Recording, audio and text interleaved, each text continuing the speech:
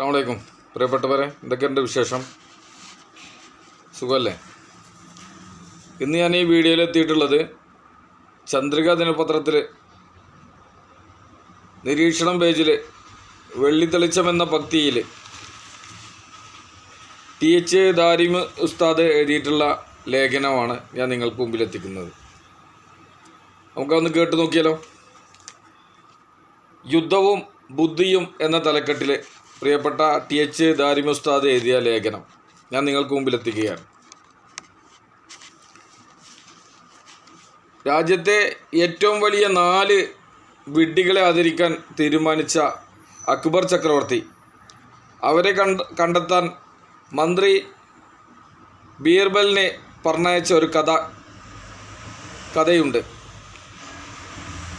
കഴുതപ്പുറത്ത്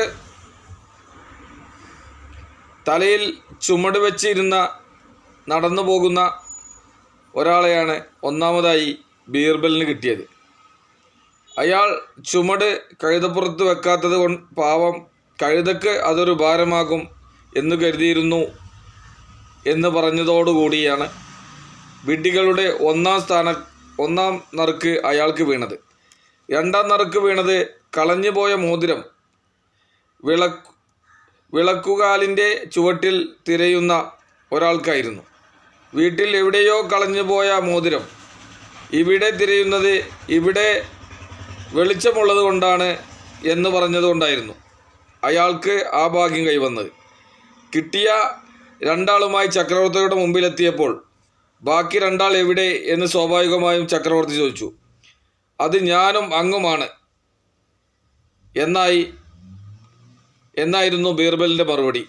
ആ മറുപടിയിൽ ഒന്ന് പുളഞ്ഞ് തല ഉയർത്തുമ്പോൾ ബീർബൽ വ്യാഖ്യാനിച്ചു, അതെ മഹാരാജൻ, രാജ്യത്തിനു വേണ്ടിയും പ്രജകൾക്ക് വേണ്ടിയും എന്തൊക്കെ ചെയ്യാനുള്ള ഞാനും നിങ്ങളും വിഡ്ഢികളെ തേടി നടക്കുകയാണല്ലോ. അപ്പോൾ പിന്നെ നമ്മൾ 2 പേരും തന്നെയല്ലേ മൂന്നാമതും നാലാമനും? പറഞ്ഞു പഴകിയ ഈ ഒരു ബീർബൽ കഥ വീണ്ടും കുടഞ്ഞെടുക്കുന്നത് ആധുനിക ചക്രവർത്തിമാരും മന്ത്രിമാരും വീണ്ടും വിഡ്ഢിത്തം വാരിപ്പുണരുന്നത് കാണുമ്പോഴാണ്. മനുഷ്യൻ്റെ സാംസ്കാരിക പരിധി എത്രമേൽ വികസിച്ച ഈ കാലത്തും വീണ്ടും യുദ്ധം ഒരു പരിഹാരമാണ് എന്ന് കരുതുകയും നാണമില്ലാതെ സഹജീവികളെ കൊല്ലുകയും ചെയ്യുന്നവരാളും വിഡ്ഢികൾ മറ്റാരുമില്ല എന്ന് പറയാൻ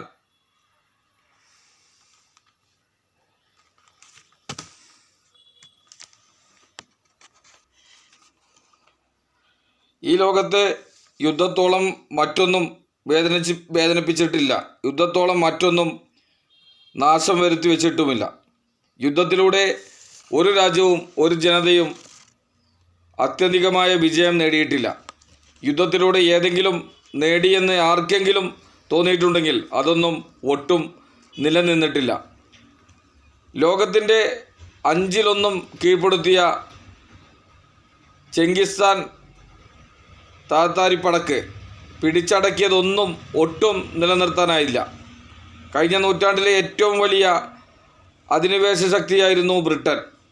സ്വന്തം മണ്ണല്ലാതെ മറ്റൊന്നും നിലനിർത്താൻ കഴിഞ്ഞിട്ടില്ല.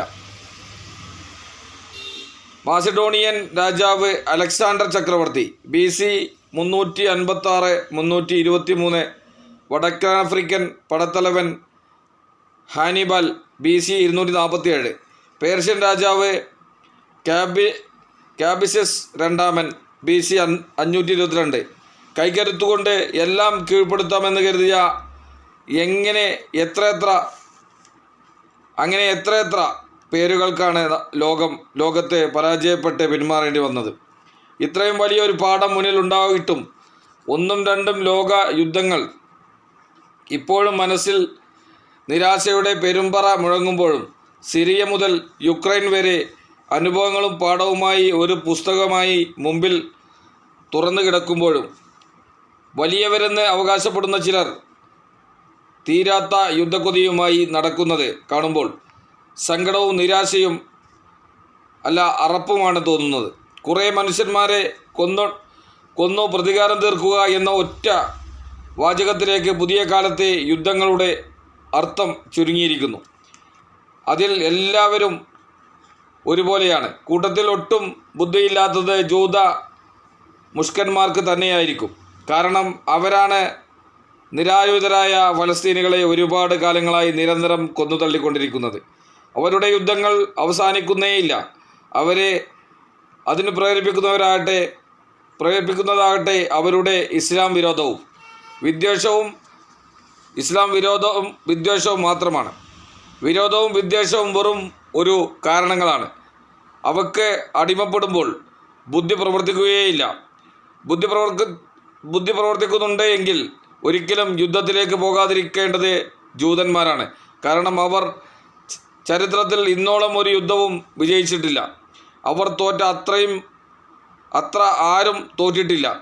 അവർ ആകെ വിജയിച്ചത് ഫലസ്തീനികളോട് മാത്രമാണ്. അതാകട്ടെ ഒരർത്ഥവുമില്ലാത്ത വിജയമായിരുന്നു. നിരായുധരെ കൊന്നുതള്ളുന്ന ഒരു ക്രൂരമായ കോപ്രായം. ഫലസ്തീനികൾക്ക് ആയുധമോ സ്ഥിരതയോ ഭരണമോ വാക്കിനപ്പുറത്തെ ലോക പിന്തുണയോ ഒന്നുമില്ല എന്നത് ഒരു വസ്തുതയാണ്. ഒന്നിനും കഴിയാത്ത നിരായുധരായ കുഞ്ഞുങ്ങളെയും സ്ത്രീകളെയും കൊന്നൊടുക്കി അവർ വിജയം ആസ്വദിക്കുകയായിരുന്നു. ഒരു ശക്തിയോട് ഏറ്റുമുട്ടുമ്പോൾ പക്ഷേ അവരുടെ ഉള്ളം വിറച്ചു പോകും. ഇപ്പോൾ ഇറാനിൽ നിന്ന് ചെറിയ ഒരു തിരിച്ചടി വന്നപ്പോൾ അവർ ലോക നേതാക്കളെ ഇറക്കി വെടിനിർത്താൻ വെമ്പിയത് ലോകം കണ്ടതാണല്ലോ.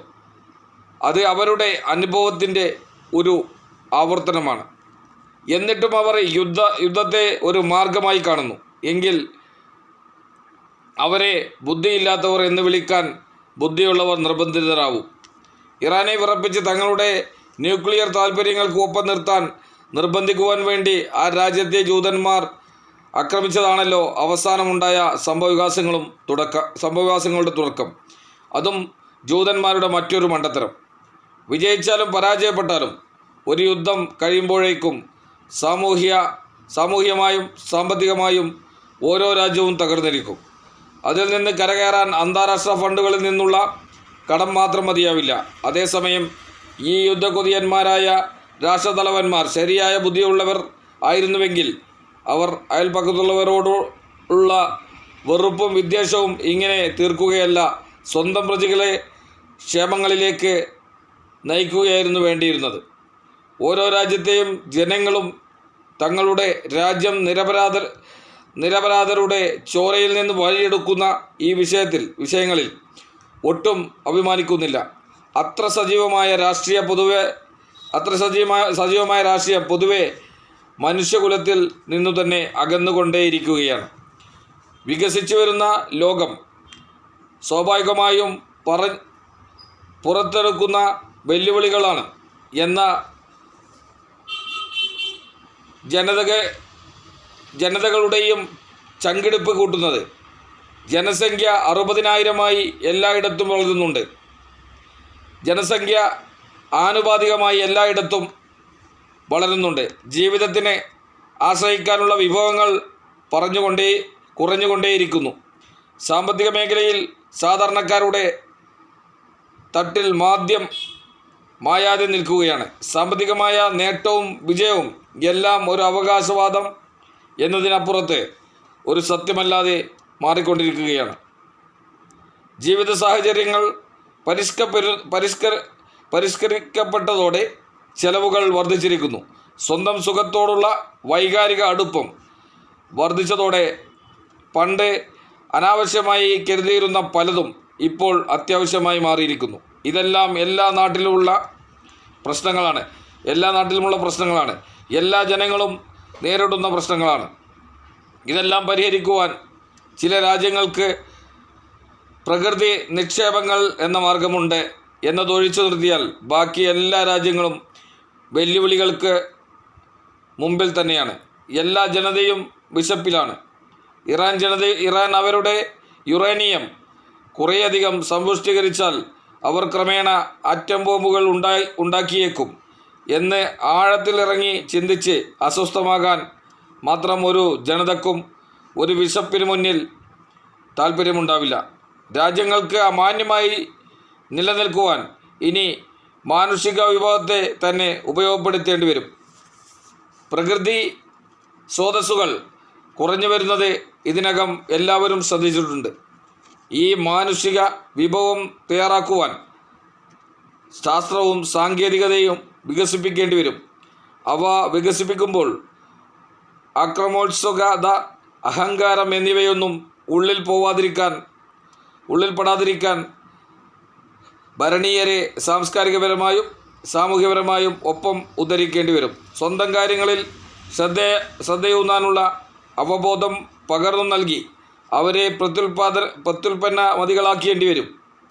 അപ്പോഴാണ് ഓരോ ജനതയിലും മൂല്യമുള്ള മാനുഷിക വിഭവം ഉണ്ടാക്കിയെടുക്കാൻ കഴിയുക. കൂട്ടത്തിൽ ഇങ്ങനെയൊക്കെ ചിന്തിക്കുന്നവരും ഉണ്ട് എന്ന് പറയാതിരിക്കാൻ വയ്യ. ജപ്പാൻ ഒരു ഉദാഹരണമാണ്. 1945 ഓഗസ്റ്റ് 6 ആറ്റം ബോംബിട്ട് എന്നേക്കുമായി ഭൂമുഖത്ത് നിന്ന് തുറച്ചു നീക്കപ്പെട്ടു എന്ന് കരുതിയ രാജ്യം ഇപ്പോൾ അവർ ലോകത്തെ ഏറ്റവും വലിയ വികസിത രാജ്യങ്ങളിൽ ഒന്നായി ഉയർത്തെഴുന്നേറ്റ് കഴിഞ്ഞിരിക്കുന്നു. ആ ഉയർത്തെഴുന്നേൽപ്പിൻ്റെ രഹസ്യം ഇത് തന്നെയാണ്. അതേസമയം അവരെ നശിപ്പിക്കുവാൻ ശ്രമിച്ച ശക്തികൾ ഒട്ടും വളരാതെ നിന്നിടത്തു തന്നെ നിൽക്കുകയാണ് ഇപ്പോഴും. ചുരുക്കത്തിൽ സ്വന്തം പ്രജകളെ കുറിച്ചോ അവരുടെ ഭാവിയെക്കുറിച്ചോ കാര്യമായി ചിന്തിക്കുകയോ പ്രവർത്തിക്കുകയോ ചെയ്യാതെ അയൽവക്കക്കാരെ പാഠം പഠിപ്പിക്കാൻ നടക്കുകയാണ് ഇപ്പോഴും ചില ബുദ്ധിയില്ലാത്ത ഭരണാധികാരികൾ. ഇത്തരം അനർത്ഥങ്ങളും അപകടങ്ങളും പതിയിരിക്കുന്നത് കൊണ്ടാണ് ഇസ്ലാം യുദ്ധത്തോട് വെറുപ്പും വിരക്തിയും അകലവും പാലിച്ചത്. അത് പറയുമ്പോഴേക്കും ഈ പറഞ്ഞ കക്ഷികളെല്ലാം ചാടി വീണേക്കും. ഇസ്ലാം എന്നിട്ട് ഒരുപാട് യുദ്ധങ്ങൾ ചെയ്തില്ലേ എന്നായിരിക്കും അവർ വിളിച്ചു പറയാനുണ്ടാവുക.